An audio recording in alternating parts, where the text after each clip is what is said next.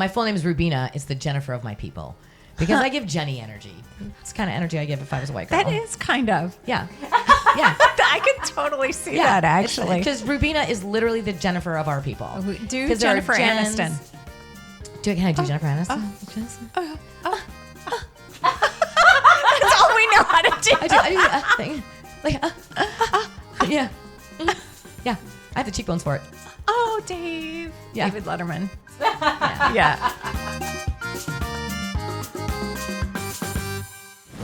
Hey, everybody. Welcome to Find the Funny with me, Lisa Alvarado. Thank you for tuning in. We have a fantastic guest this week. It's my very good friend, Rubi Nicholas, you guys. Yay. She's a stand-up comedian.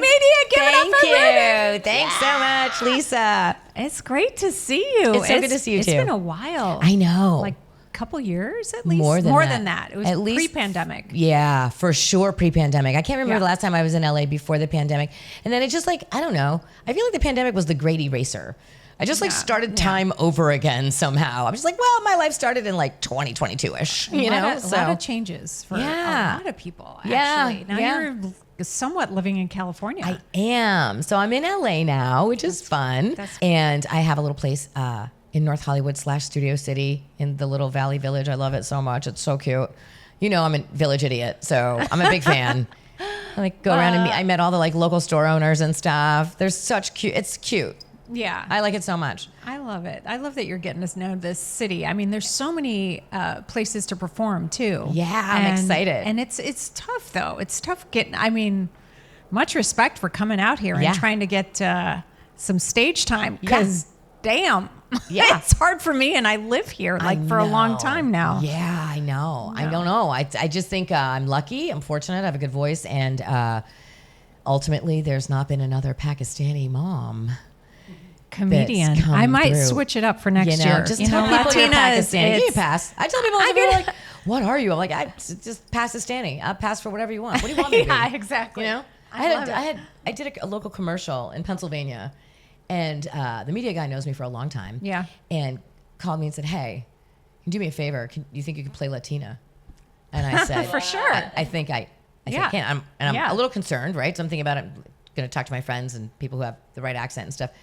And then I get the sides, and it's a commercial with absolutely no speaking role.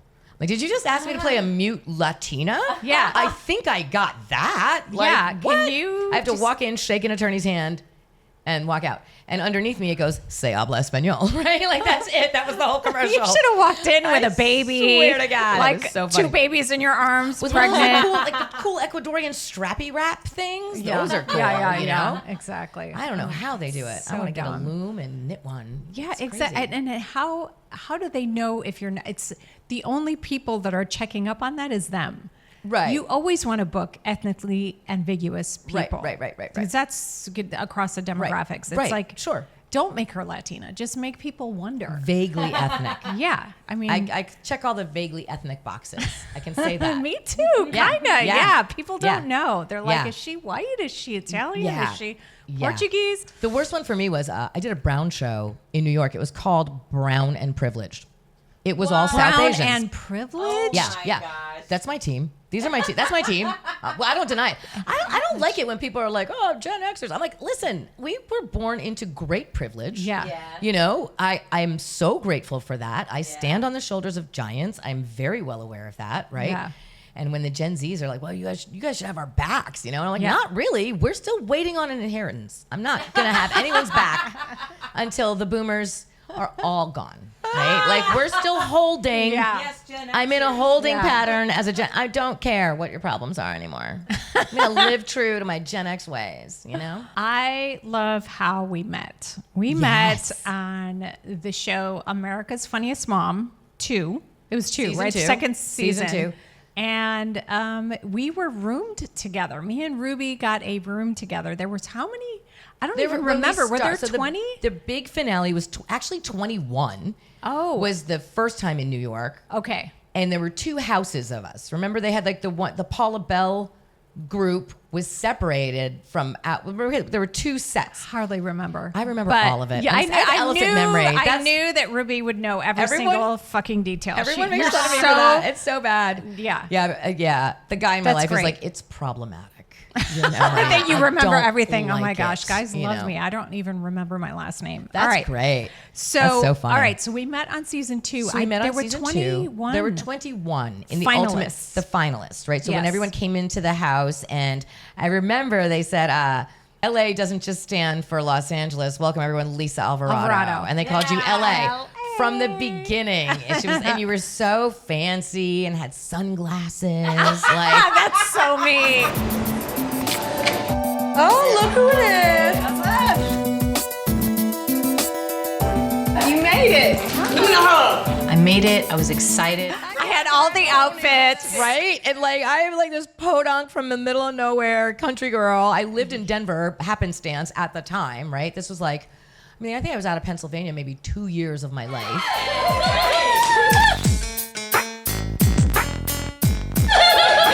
When I first walked into the penthouse, I was just really excited to be here. You guys were like stars. I'm like, this is crazy. I don't know. I brought like so many pairs of shoes. That's all I know. I know. My bag was so heavy. Yeah. That's all. You guys I'm were like, ready. we're going to New York. You were ready. I was. You had an outfit every day. Yeah. And like, and there was like, knew what to do, TV ready things. Yeah. I had like tight prints and white, you know, like stuff you shouldn't wear on television. That stage of my life, we were younger. You know what I mean? Yeah, and 19 years younger. Was it? It was 19? in 2005, No. bro. Yeah. Are you serious? Yeah. Oh, now I feel old. Oh my god. I know. It feels like yesterday. I remember everything. No, I still remember your birthday is January 19th. I remember of course all you the do. shit. I'm crazy. Yeah, that's amazing. Katie Seagal was our host. Yes. Her birthday is the same as your birthday. She's January 19th? Yeah. You guys were both the same. Wow. Yeah. And the birthdays were She was happening so around cool. then. I loved because her. The first showcase in New York was the weekend of your birthday. Oh. It was the January 22nd-ish. It was I remember at the people were Laugh like, Factory before it closed. The Correct. Laugh Factory The Laugh in New Factory, York is where Times we Square. actually showcased. Right. And there was hundreds. So many people. The search was on, as the best of the best were chosen from a pool of hundreds of hopefuls. The ladies took the stage at the legendary Laugh Factory in New York City. It was like America's Got Talent, where you have to do 3 minutes, was it? Yep, 3. 3 minutes of stand-up comedy, and then they chose the top, next 25? 10. The next, so the very It was beginning, like the right? very beginning was, I think, the very 25. beginning was It's all crazy. women, and it's all moms. It's all funniest moms in America. So it's all women talking about the same, talking about our kids, talking about our husbands if we had one, talking about divorce, talking about braces, all kinds of. So it was really hard to do the material and not overlap material with other women. Right. Because they wanted you to talk about your life. Well, when you're a mom, big part of your life is your kids, spouse, life, school, all of those things. And so I remember it being like, thank God I'm single. Yeah, right. And being the single mom, I could talk about those things. Those are, and thank God I'm Pakistani. Yeah, right. exactly. Thank God it was after 9/11 and people didn't like us very much. Yeah. You know, like I just kind of, you got to play with some of those things. You know, it works to my advantage. How long had you been doing stand-up comedy when we got one cast? set? I had the first set I ever did in my whole entire life was for that show. What? Yes. I don't You know didn't if know I that? knew that. I knew that you were really new. I might have tried to fake it when I was around you because I had so much imposter syndrome. It was crazy. She won the fucking show. Yeah. That's all I want to say is she won the entire fucking show, never having done stand-up. That's why stand-up competitions don't work. No offense. No offense. I love my friend, but that's what I'm saying. You cannot judge someone's set off of 3 minutes and putting them in front of camera. When I won, I had 7 minutes of total stage time. That's the Dat Fan of and Dat Denver, Fan had no, and he beat Ralphie May. And he beat me. Thank God. Yeah, Dat Fan was before my time. Yeah, because I went back to Denver, which had a great community, and the Denver comedy community sat me down. on my ass. And they were like, no. Because I told the mentor, comedy mentor at the time was a guy, his stage name is Deacon Gray. His name is David Gray. He was the new talent coordinator at Comedy Works and passed you to go to the next level. Right. And he refused to give me more than 4 minutes at New Talent Night at the A Club in town. Yeah. Right? Right. And I bitched and moaned and I wrote emails to the owner. And I was crazy. Right? This one, I made mess after mess after mess. I beefed with so many comics over so little things. Wow. And I made a lot of amends. And I've been like, I waited 9 years to make amends to Dave Attell because I made him a little sideways in a green room in Colorado during Insomniac when he was king of the pile. I was obnoxious because I didn't know, right? Yeah. Now I'm just like, whatever, I'm cool. Yeah. I don't say anything now. No. I knit in the back until they call me up for my spot and then I destroy and then everyone's like, who's she? That's it. Yeah. But now I'm completely different than I was then. Now, I've spent an entire 15 months, I finally did it on the calendar in San Francisco and beefed with 0 people. Good for you. I am so proud of myself. You were pretty nice, I have to say, in the house. I was still a human being when you met me. Let's not forget. Now? Well, now Are you I'm AI? much more Now I'm a beta particle. I don't know. I pay a mortgage, I have a home equity line, 2 car payments, I have a job, I have a life. This is something that's so far-fetched to me that it's almost like a dream. I have a very long, weird history with stand-up, right? Like, I loved it since ever. I was the weird girl. I'm the only brown girl in my class. Every year. Yeah. Right? Small town, Appalachian cold region. In the cold region. Oh, my gosh. The first time I had heard other voices, right, was on my Walkman. Because I grew up in the 80s. So you listened on the Walkman. I listened to Eddie Murphy and was like fascinated, because his sort of like peek into like, I have a weird family dynamic. Let me tell you all about our dysfunction style was so appealing to me. Yeah. Because we weren't allowed to talk about anything that was going on. I had wrought iron bars on my house. We had padlocks that locked on the inside. My dad slept with the key. Do you know what I'm saying? Like he was raising 3 Muslim girls and we were not to fuck around, And that was it. It was super sheltered, right? So funny. When I went to college, awesome. I went to a very white Catholic college. It was Villanova. And when I went there, they called it Vanilla Nova. 98% white, 2% scholarship athlete. Yeah. Right? That's how that goes. So I was just going to college like a regular white person in my brain. Like I don't know how to do the race thing yet. I'm still not woke enough to figure it out. You know, 17 years old. I'm like, what do you mean? They're like, I was like, who do you think I am? And they're like, well, we call you the girl with the good hair and ashy ankles. Whoa. And I was like, oh, he's like, I figured I would come. Good hair and ashy ankles in Philly. 1987. That's what they called me. How do they even know what ashy means? Well, no. If they're that white. They were black. Oh, they were scholarship black. Athletes. That's what they called me. And then one of them was like, I figured I'd come over and find out what your name was. And I was like, oh. And then my name's Ruby, which has a huge African-American history. Oh. So they're like, your name is Ruby. And they're like, are you mixed? And I'm like, mixed? I don't know what this means. Like, I don't know the words even to describe race. That's how blind I am to all of it, right? And so they were like, I was like, ashy ankles. I'm like, where have I heard this before? And Eddie Murphy talks about the guy with the ashy West Indian feet in the car accident joke that he does, big ashy West. And I laughed so hard. And I remembered looking at my own ankles and thinking, I have ashy East Indian feet. That's so funny. Eddie Murphy is a genius. I thought he invented the word ashy because it looks like ashes. I'm like, that is so smart. Because my mom is functionally white and we didn't have enough lotion in our house ever to not be ashy, right? I have a black British friend. She's a comedian, very funny. She doesn't drive. I was driving her somewhere in New York and she said, babe, will you roll your window up? And I said, are you cold? And she said, no, it's just that your hands are so goddamn ashy. I'm afraid they'll blow away and who will drive me around? Such Do a you dick. say that on stage? I never say that on stage. Oh that happened in real life. So funny. My hands were No, so you ashy. have to. I mean, the Oh, Michelle. Yeah. She's getting famous. I should probably do her imitation. yes, you should. The Big Mamas adjourned to a private room to discuss strategy. This was a decision they couldn't take lightly. A free pass here would get one mom that much closer to winning it all. Y'all feel threatened by any other women on that team in there? I think Angie and Lisa are the biggest threats. See, but from what I'm hearing, though, everything that Lisa said wasn't funny. They're gonna put someone that is not a threat to them out. It's really interesting to pull the curtains back on Hollywood. Yeah. And to let people know that reality shows have nothing to do with reality. No. Because do you remember how many times the producers tried to pit us against each other? Oh, yeah. Yeah. I mean, yeah. Women were being catty and mean and rude, and I cried. Yeah. If you look at their team, Lisa and Ruby got like a chemistry together that they're working real good together.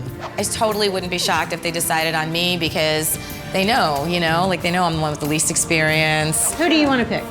Let's pick Lisa. I keep leaning in that direction. They could be doing us a favor, or they could be doing themselves a favor. Yeah, they were really mean to you, which was one of the reasons I think I kind of took you under my wing, because I hate when people are like that. Whenever I talk about you, I literally describe you as the most selfless person in this industry that you will ever meet. Because honestly, I won a contest that you were serious about, and I was like Charlie in the Chocolate Factory with a golden ticket, like, I don't even belong here, guys. Yeah, I don't know what I'm doing. I know. The whole time, I was just stepping on toes, not doing anything right, and you were so gracious.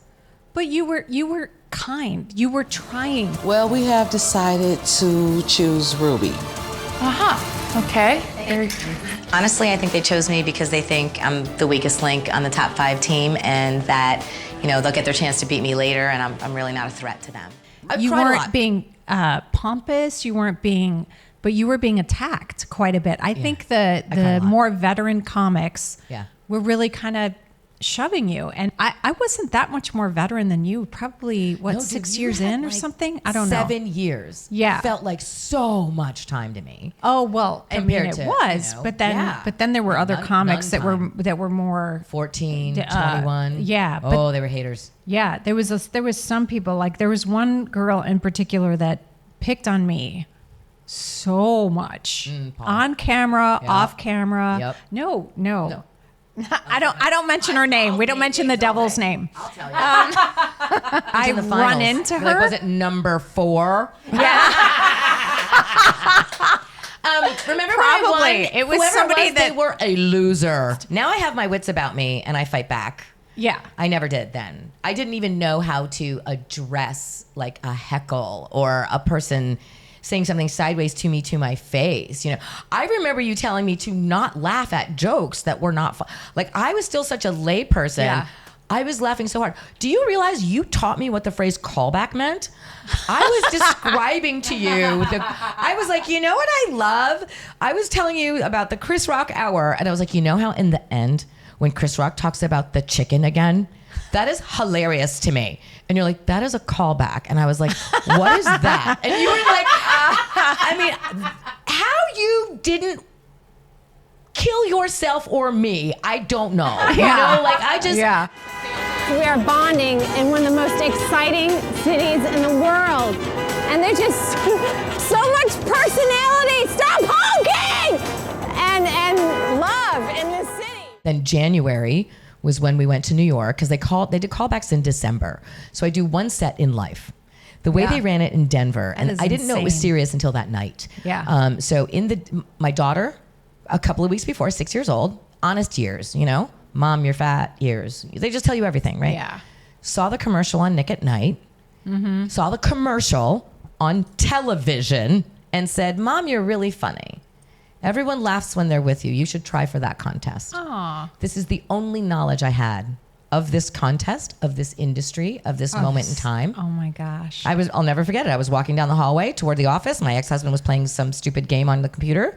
And I glanced over and she talked to me. And I walked into that office and I said, get off the computer. I want to Google some stuff. And I Googled that commercial and I Googled where they were. And in 3 weeks, they were coming to Denver Comedy Works downtown in the day at noon for live auditions. Yeah. And so I went down there at noon. I was a whole corporate lady. I had a suit on with pinstripes and my hair was in a bun. I had a finance meeting that day. I looked very serious. And you just talked about your life. I did my mom's accent. And I told the joke about the... If you do an accent, right. And Pakistani. And that's why that fan won. Yeah. I'm Pakistani. Yeah. No one's doing that accent. Yeah. It's so weird. Okay, it's still give weird. us a little sample. Oh, my favorite thing? Yeah. I have two. My parents write their own. They write for me. They're so good. Yeah. My dad, Rube, keep building. You're doing so good. You remember from the movie? If you build it, they are coming. That's perfect. I can't remember. No, Ed, you know what it is? Fields of Dream.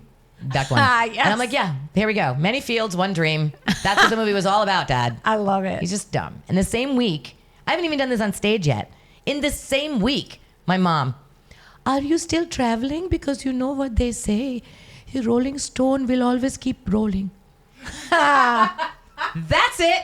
That's it. Nice. Nothing about the gathering of the moss or rooting or bloom where you're planted. Just none of the things. I love it. Yeah, they half cliche it. I They only mean, half cliche it. It's very funny. Accents are 100% going to get you Yeah. a laugh. We are going to try and dig up Ruby's set so you can see Oh, a horrifying. couple little. This is the set. She was rough. Yeah, She was rough. It was an old set. She was fat. There were so many problems with her. Let's see if we can. Here's a Should be able clip. to find it. Hello, finale. How are you guys tonight? Good? Yeah. Just to end the suspense early for you, I am 100% Pakistani. I know, right? You're a cab driver, my parents. I'm also Muslim, but I live in an all-white neighborhood, which is really cool. We fit right in. Except every time my daughter leaves her Barbie Jeep in someone else's driveway, they call the bomb squad. When I was younger, nobody understood our culture, so I could call the school and pretend I was my mom and just make up reasons to get out of school. Yeah. Hello, is this the school? Calling to let you know that Ruby will not be in school today, for today we celebrate the holy festival of the blind goat.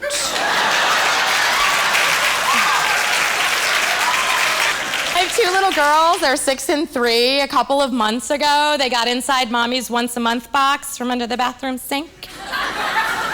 Came upstairs, they're peeling backs off stuff and sticking stuff on the wall. I'm like, guys, what are you doing? My 3-year-old, we're playing stickers. I'm like, really? Because those are mommy's special stickers and they cost a lot of money. Let's put them away now. So this year, when we put the blind goat day tree up, they made ornaments entirely out of mommy's special box. And so we may as well do my set as well. So here is my funniest mom in America 2 set.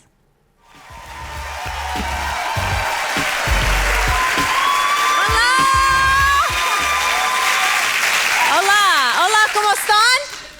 Bien, yo también. I'm so glad to be here, you guys. So I am Latina. My last name is Alvarado, which is Spanish for single parent. I haven't had a really good, long relationship in so long. The last guy I dated was like for a year. You know, he left after 6 months. And I'm committed. And so here's the problem. He completely took off the first time I said the L word, leave. And I'm like, what a quitter. And yeah, I'm like, just because I was waving my pistola. But I'm starting to think maybe it's me who has the issues, you know? Because I have serious issues with abandonment, you guys. I do. I mean, I leave my son everywhere. And it's tough. I recently really did go out on a great date. It was so much fun. I'm like, I gotta see this guy again. Second date, the worst. You know why? Because he called me by the wrong name. You ever had that happen? Isn't that horrible? Second date, first kiss. I go in for the kiss and it was awesome. It was beautiful. And then I hear him say, "Oh, Steve." I was like, close enough. You guys were amazing. Thank you so much. You're so funny. Do you remember that day? I remember the day of the show. You were so sick. Oh, yes. Uh-huh. I remember all of I it, was man. really sick You were that really day. sick. Mhm. I ate something bad You were and I sick was all like day. throwing up and And diarrhea. pooping. Yep. Right before the show. Yep. Yep, and the other girls were mean about it. They were like, she just has the pre-show shits. No, and no, someone else I was accused you of margarita flu, and I was like, Lisa doesn't drink. I was like so no. upset. I was so upset with them. Yes, because they were mean at you. And then when you got out of the green room, anyone, because it was because you had to be second or third because you were sick all day. Yeah, and they throwing up. took forever. Quentin Heggs had a set before us. Other comics were on stage before us. They were seating the room. There was a whole bunch of nonsense going on, and then you were on the sofa, and I remember when we would go up on stage, we couldn't hear the other people on stage. We couldn't hear the feedback, the audience feedback, anything. It was grueling because we were just in a silence box. And they would come off stage and come back to the green room and weren't allowed to say anything. And most of the people got off stage and just went into a quiet corner and huddled themselves. Mm-hmm. I knew I won when I got off stage. I knew I won. I could tell. Wow, I already knew. Really? Yeah. Because when I got off stage, I remember I went like this, thumbs up to the thing. It's not your bedtime yet. Don't go away. So you guys tune in to see Ruby. Go catch her at a show. Obviously, you're going to get a lot of education so much information about being Muslim and potentially Latina next year, guys. We don't know. Yeah, we don't know yet. We're going to see what's hip. And then we're going to switch it up. Code switch it out. Thank you so much for being on the show. You are so very welcome. It is my pleasure. Thank you. Yeah. It's such a joy to see you. Thanks for tuning in to Find the Funny with Lisa Alvarado. We will see you in 2 weeks, you guys.